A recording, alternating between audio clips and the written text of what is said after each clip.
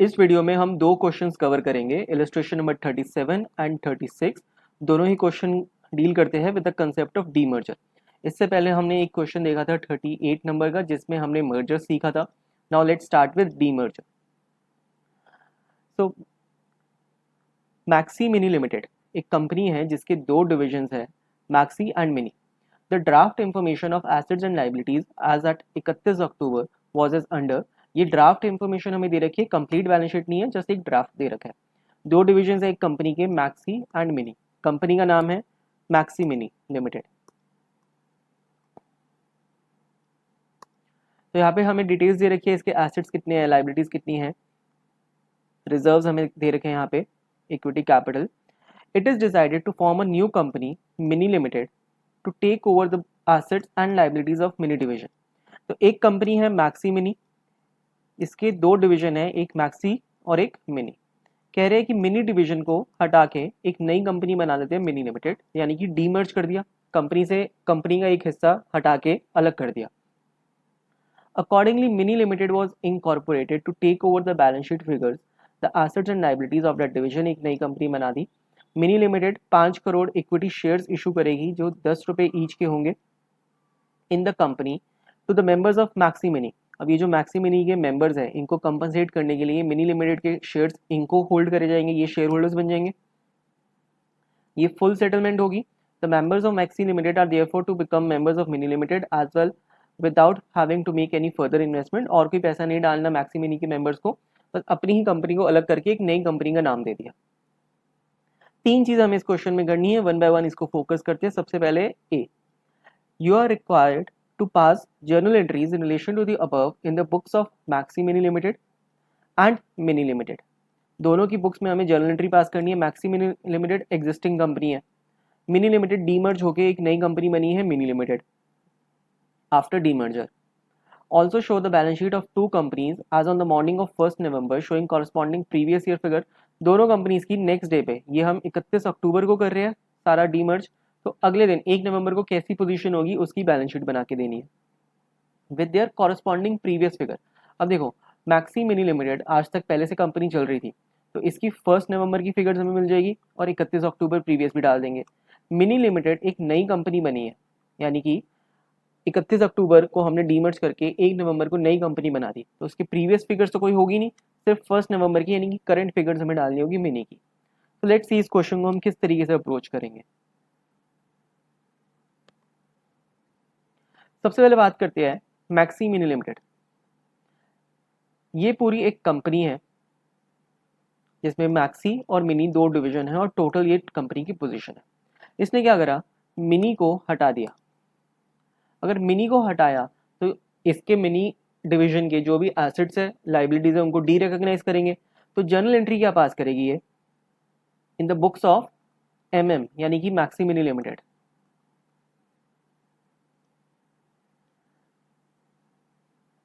ये कहेगी मेरे पास प्रॉपर्टी प्लांट इक्विपमेंट में 300 की कॉस्ट के एसेट है, जिसमें 100 रुपीज की डेप्रिसिएशन, 200 रुपए की इसका नेट एसेट है। तो इसको डी रिकॉग्नाइज करेंगे, तो हम करेंगे टू प्रॉपर्टी प्लांट इक्विपमेंट 300 के हमारे पास एसेट्स हमने हटा दिए अपनी बुक से, उसके कॉरस्पॉन्डिंग एक लाइबिलिटी है टू प्रोविजन फॉर डेप्रिसिएशन, कितना 100 का, ये हटा दिया। इसको नेट करके हम सीधा पीपी 200 भी हटा सकते थे, जस्ट एक जर्नल एंट्री पास कर रहे डी रिकॉग्नाइज करने के लिए। एसेट्स को क्रेडिट करेंगे, लाइबिलिटीज को डेबिट करेंगे रिवर्स करने के लिए। इसके बाद करंट एसेट्स है इसके पास 300 के, तो 2 CA current assets 300 derecognise कर दिया। करंट लाइबिलिटीज इज ऑफ 100, ये मिनी लिमिटेड का हम देख रहे हैं सारा मिनी डिवीजन का, तो करंट लाइबिलिटी 100 की हटा दी। ओके,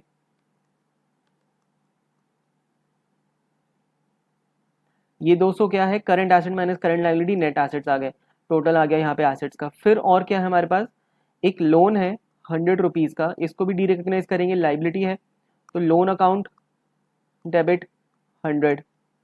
और कुछ भी नहीं है, मिनी मिनी के सारे एसेट्स हमने हटा दिए, लाइबिलिटीज हटा दी। अब इस जर्नल एंट्री में एक डिफरेंस आएगा, 600 माइनस 300, 300 रुपीज का एक बैलेंसिंग फिगर आ रही है ऑन डेबिट साइड, इसको कहेंगे हम लॉस ऑन डीमर्जर या रीस्ट्रक्चरिंग। जो हमारा कैपिटल रिजर्व में लॉस में चला जाएगा। ये जर्नल एंट्री पास करेगी मैक्सी मिनी लिमिटेड। फटाफट से आईसीए के सॉल्यूशन से मैच करते हैं। देखो, करंट लाइबिलिटी हटा दी 100 की, हमने भी हटा दी। फिर लोन हटा दिया 100 का, प्रोविजन फॉर डेप्रिसिएशन 100 की हटा दी, ये 300 हमने हटा दिए। पीपी हटाई 300 की, और 300 की हटा दिए करंट एसेट्स, और 300 रुपये का हमारे पास आ गया balancing figure, that is loss on reconstruction balancing figure 300 का। एक चीज इसमें देख सकते हैं, जो प्रोविजन है डेप्रिसिएशन का और पीपी है करंट ये वाला, इसको हम नेट करके 200 भी दिखा सकते थे यहाँ पे। तो ये तो हो गया मैक्सी मिनी ने अपने बुक से सारे एसेट्स लाइबिलिटीज हटा दिए मिनी के।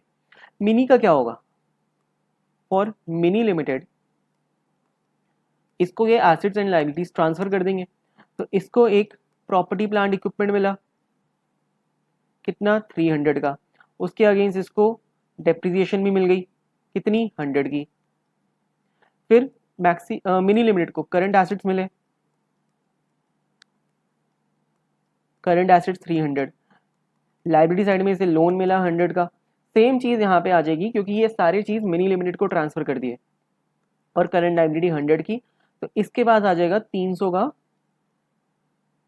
Capital reserve. ये इसको एक बार अच्छे से लिखते हैं, रफ में लिखने से जगह एक बार इसको फ्रेश तरीके से लिखते हैं।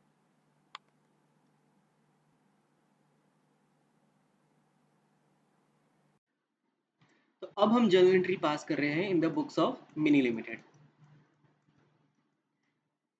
देखो, मैक्सी मिनी ने अपना प्रॉपर्टी प्लांट इक्विपमेंट हटाया, प्रॉपर्टी प्लांट अकाउंट डेबिट 300, और इसके अगेंस्ट में एक प्रोविजन फॉर डेप्रिसिएशन क्रिएट हो, provision for depreciation is 100 rupees. फिर करंट एसेट्स इसने डी रिकॉग्नाइज करा मैक्सी मिनी ने, तो करंट एसेट्स इसे मिल जाएंगे कितने के? 300 अमाउंट के। देन एक करंट लायबिलिटी और लोन अकाउंट यहाँ पे डेबिट था, तो यहाँ पे क्रेडिट मिल जाएगा, क्योंकि मिनी लिमिटेड को 2 मिलेंगे current assets and 2 sorry not current assets, current liability and 2 loan account 100। अब इसको देखें, मिनी लिमिटेड को एसेट्स मिले हैं 600 के, उसके अगेंस्ट में लायबिलिटी है उसकी 300। तो स्ट्रेट अवे हम कह सकते हैं 300 का इसका कैपिटल रिजर्व में गेन आ जाएगा।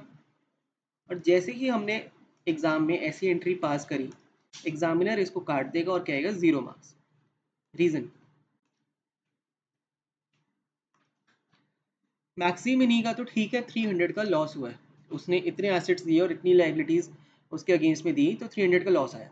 मिनी लिमिटेड को जब ये एसेट्स एंड लाइबिलिटीज मिले, तो क्या इसके बदले इसको कोई पेमेंट नहीं करनी पड़ेगी? फ्री में मिलेगा, तो ऑफकोर्स इसे पेमेंट करनी होगी। पेमेंट कैसे कर रहा है? ये कैश में नहीं कर रहा, टू इक्विटी शेयर कैपिटल अपनी दे रहा है, क्योंकि क्वेश्चन में भी यहाँ पे मेंशन था mini limited is to allot 5 crore shares of 10 each, यानी कि 50 करोड़ रुपीस के शेयर्स इशू करेगा। तो 50 करोड़ की इसकी आ जाएगी इक्विटी शेयर कैपिटल। फिगर्स हमारी करोड़ में चल रही है, सब कुछ हमने करोड़ में लिखा है। 50 करोड़ की शेयर कैपिटल, तो इससे कैपिटल रिजर्व इसका बन जाएगा 300 की जगह कितने का?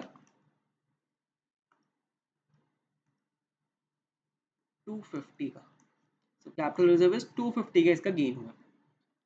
सेम चीज को आईसीआई से मैच करते हैं। मिनी लिमिटेड की बैलेंस शीट हम देख रहे हैं, पीपी डाल दिया इसने 200, यहाँ पे इसने जो प्रोविजन फॉर डेप्रिसिएशन है उसको एडजस्ट कर दिया 100, तो 200 यहाँ पे डाल दिया।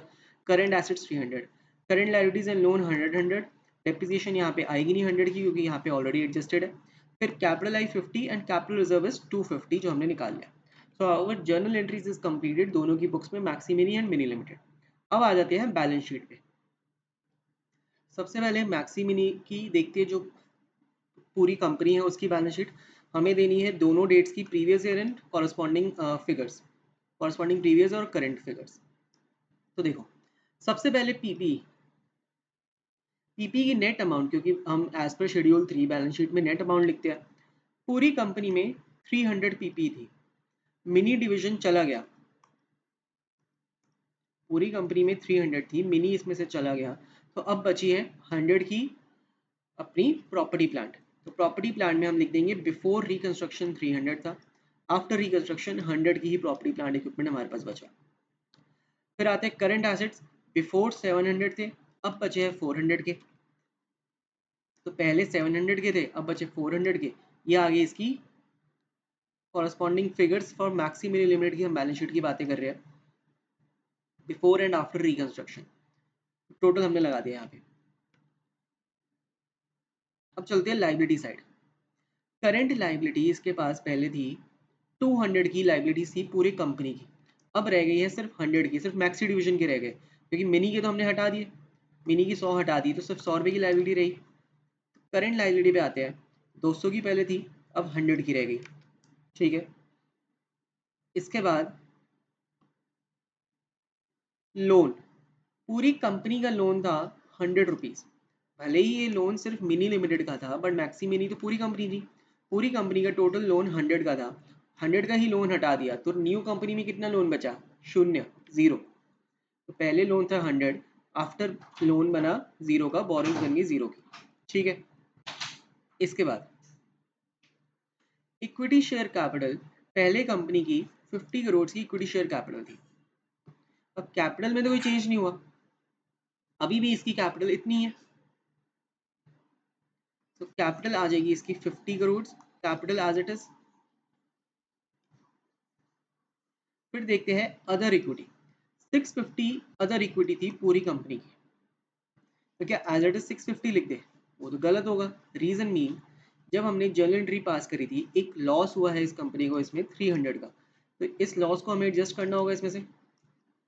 650 माइनस 300 बिकम्स 350 की हमारे पास आ गया न्यू कैपिटल रिजर्व, तो अदर इक्विटी में 350 हमारा आ गया न्यू और 650 आ गया ओल्ड। इसको मैच कर लो, हमारी बैलेंस शीट मैच करेगी एंड दैट्स इट। ये बन गया हमारा मैक्सी मिनी का balance sheet before and after reconstruction. अब एक डाउट हो सकता है कि जो मिनी लिमिटेड है, जो नई कंपनी है, इसने अपने 50 करोड़ के शेयर्स इशू करे हैं, तो ये जो कैपिटल है न्यू, यहाँ पे 50 प्लस 50 100 नहीं होगी? ऐसा नहीं होगा। रीज़न में, जब मिनी लिमिटेड ने शेयर्स इशू करे, ये क्या मैक्सी मिनी को करे हैं या मैक्सी मिनी के शेयर होल्डर्स को करे हैं? लेट्स से मैक्सी मिनी के शेयर होल्डर्स है mister A, mister B, mister C, D, E, F, उनके नाम पे शेयर्स इशू है, कंपनी को बुक्स में थोड़ा ना शेयर्स आए हैं। कंपनी को तो जो लॉस होना था वो 300 का लॉस हो गया, वो हमने रिकॉर्ड कर दिया। शेयर्स कंपनी को नहीं मिले, कंपनी के शेयर होल्डर्स को मिले। आई होप ये छोटी सी पॉइंट क्लियर होगा और इस पर डाउट कंफ्यूजन क्रिएट नहीं होगा। अब आते हैं मिनी लिमिटेड, उसकी बैलेंस शीट बनानी है। यहाँ पे नोट्स दे रखे हैं इन्होंने किस तरीके से 350 और ये पीपी कैलकुलेट करा है, इतना नोट हम दे सकते हैं एग्जाम में, नहीं तो हम डायरेक्ट भी लिख सकते हैं। अब आ जाते हैं मिनी लिमिटेड। मिनी लिमिटेड एक नई कंपनी है, इसके प्रीवियस तो कोई फिगर्स है नहीं, पीपी इसके पास है 200 और एसेट साइड में करंट एसेट है 300, तो ये 300 और 200 की हमारे पास पीपी, इसको हम डाल देते हैं 200 पीपी और 300 के एसेट्स। शेयर कैपिटल इसने अभी इशू करी है 50 की, तो इस 50 का इफेक्ट हमें देना होगा। शेयर कैपिटल हमने डाल दी, इक्विटी शेयर कैपिटल 50 रुपए की, 250 रुपये का इसका लॉस आया है, तो 250 रुपये का हमने डाल दिया अदर इक्विटी में लॉस, सॉरी लॉस नहीं है, ये 250 रुपये इसका गेन है, गलती हो गई, 250 रुपये इज अ गेन, क्रेडिट करा है ना हमने, तो इट्स नॉट लॉस, इट्स 250 रुपये का हमारा कैपिटल रिजर्व आ गया। देन 100 की लाइबिलिटीज लोन वाली और 100 की करंट लाइबिलिटीज, तो इसकी बैलेंस शीट भी हमारी तैयार हो गई, और कुछ भी नहीं है इस क्वेश्चन में।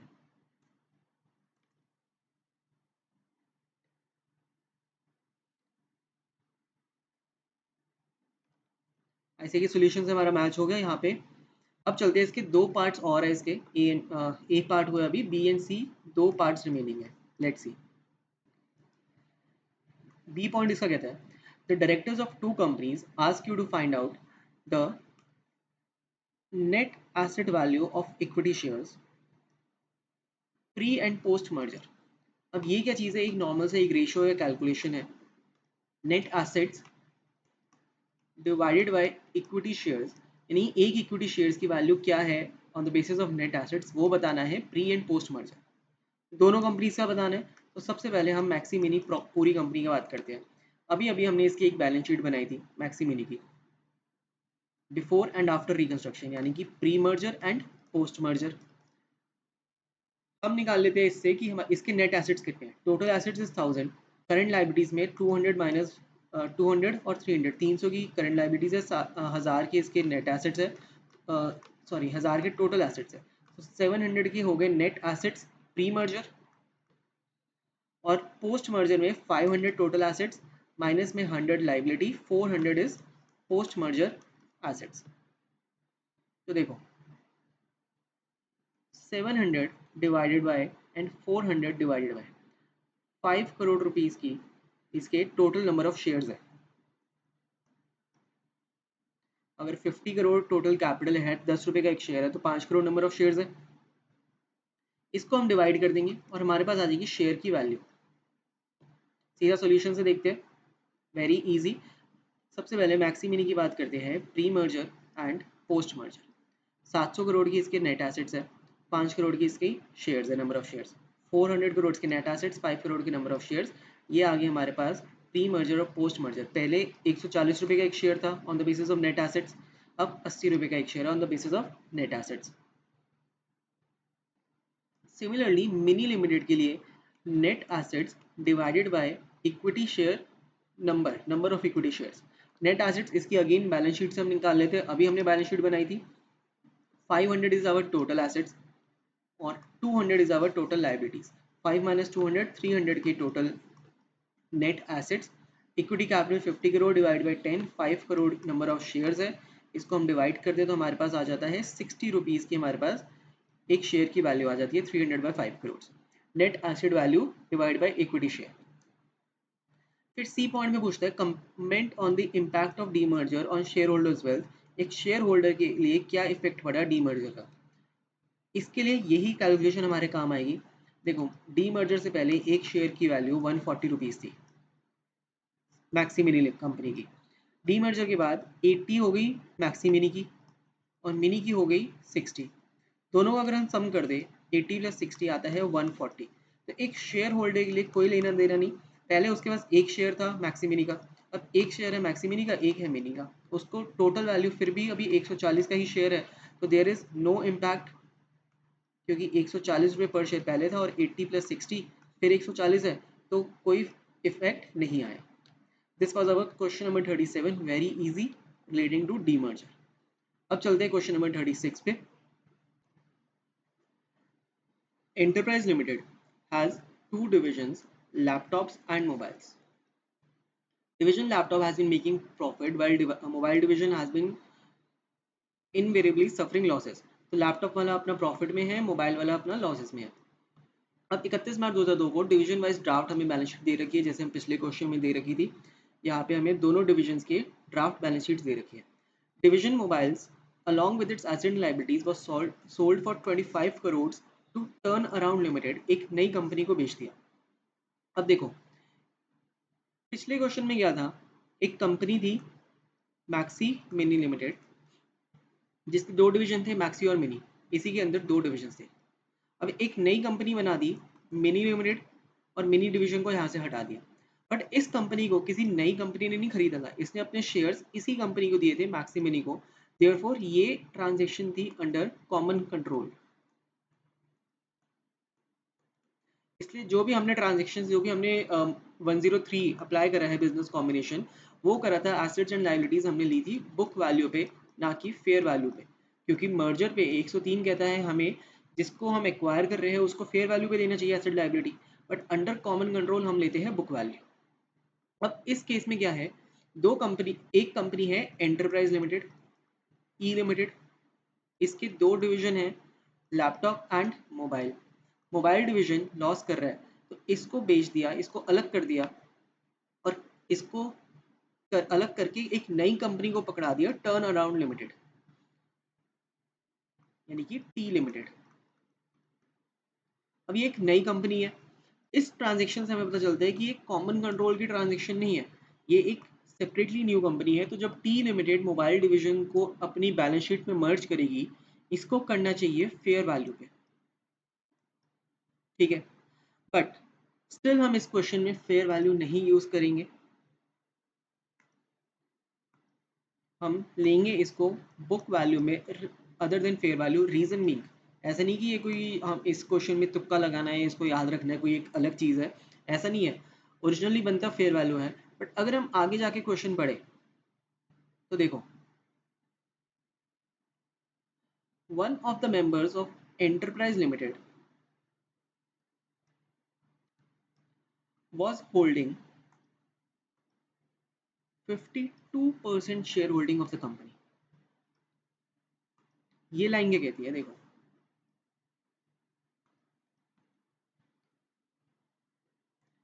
Division mobile of assets with its asset liability was sold for 25 crore.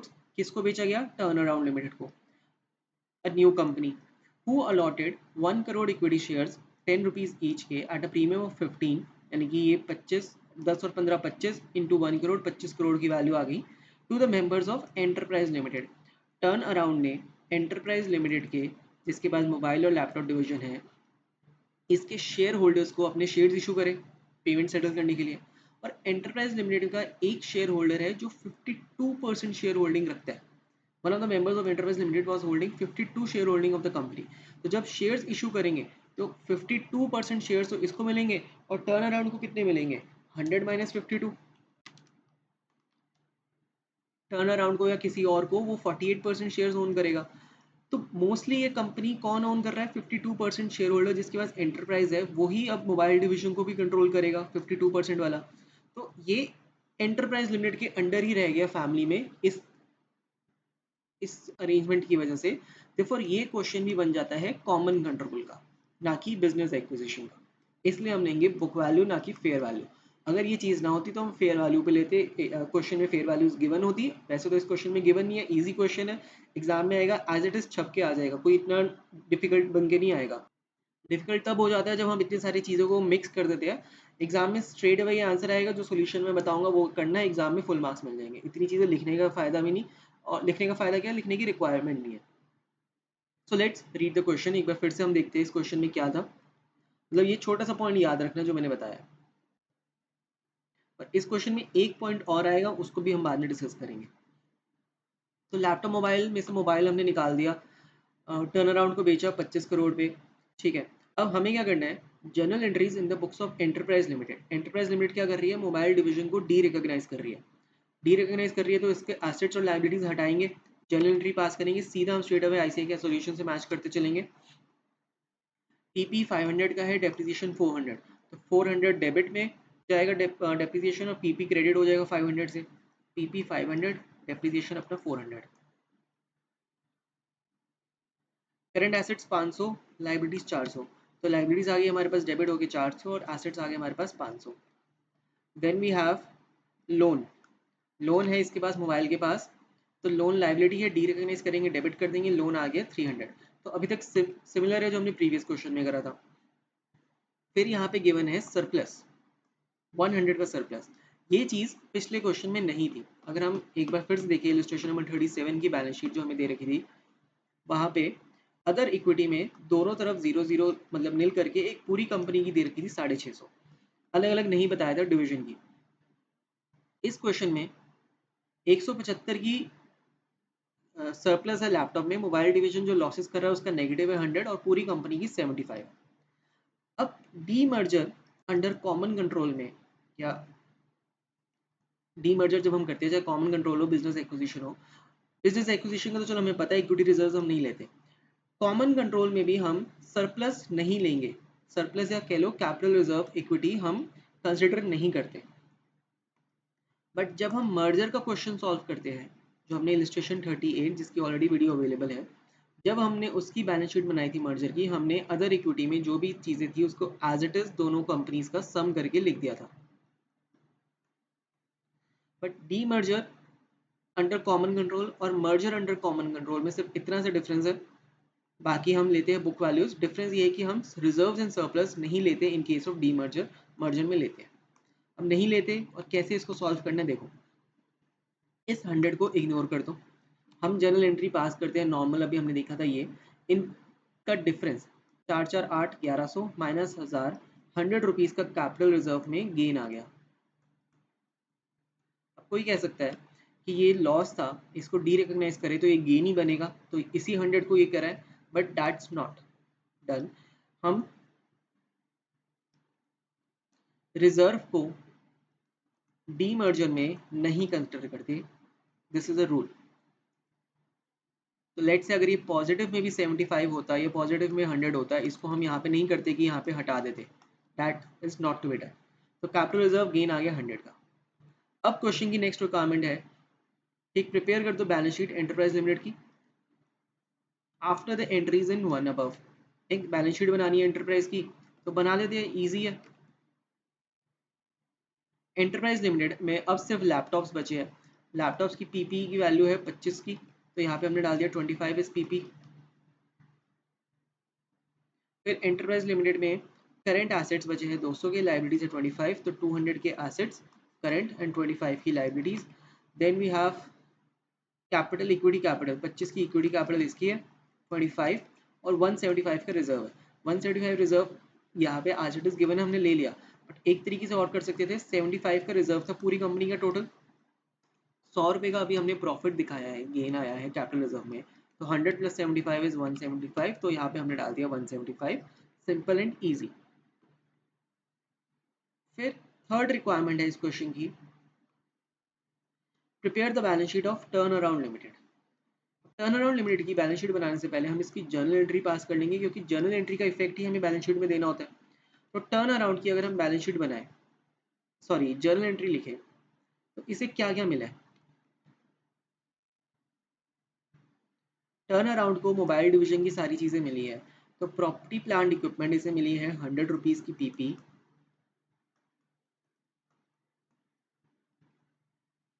Then current assets 500, liabilities मिली है 400 की, कौन सी, करंट लाइबिलिटी। देन इसे लोन मिला है 300 का, दैट्स इट। फिर इसने अपने शेयर्स इशू करे, शेयर्स इशू करे हैं तो 25 करोड़ रुपीज़ इसने पे करा है। 1 crore shares at the rate 10 rupees face value, 10 crore of equity share capital, equity share 10 crore की। बाकी इसने सिक्योरिटीज प्रीमियम में भरा है 15 रुपये का। 15 का सिक्योरिटीज प्रीमियम, सिक्योरिटीज प्रीमियम हमने पे करा है, तो बैंक अकाउंट डेबिट क्रेडिट होगा to securities premium to bank account 15। तो इस सिक्योरिटीज प्रीमियम को हम यहाँ पे इग्नोर करते हैं, क्योंकि इसका नेट इफेक्ट 15 नील आ रहा है। तो अब हम निकालते हैं इसका डिफरेंस। क्रेडिट साइड में 400, 300, 700 और 10 की कैपिटल, 710 रुपये क्रेडिट साइड है। डेबिट साइड 600, 500 और 600। तो डेबिट साइड में हमारे पास आता है 110 कैपिटल रिजर्व में लॉस। अब बनाते हैं इसकी balance sheet turn around limited की। पीपी डाल दी 100 की, अदर एसेट्स 500, ये दोनों चीज़ें डाल दी। 400 और 300 की लाइबिलिटीज एंड लोन है, तो 400 and 300 is liabilities and loan. 10 crore is our equity share capital, और 110 का नेगेटिव में लॉस आ जाएगा अदर इक्विटी के नाम से। ठीक है, तो ये बन जाती है हमारी टर्न अराउंड लिमिटेड की बैलेंस शीट। विद दिस हमारा ये क्वेश्चन खत्म होता है। बहुत ही सिंपल सा कंसेप्ट है, क्वेश्चन अगर पढ़ा होगा तभी एग्जाम में इसको हम कर पाएंगे, अदरवाइज सिंपल क्वेश्चन आएगा ये तकरीबन 8 से 10 मार्क्स का, बट ये हो नहीं पाएगा हमसे सॉल्व।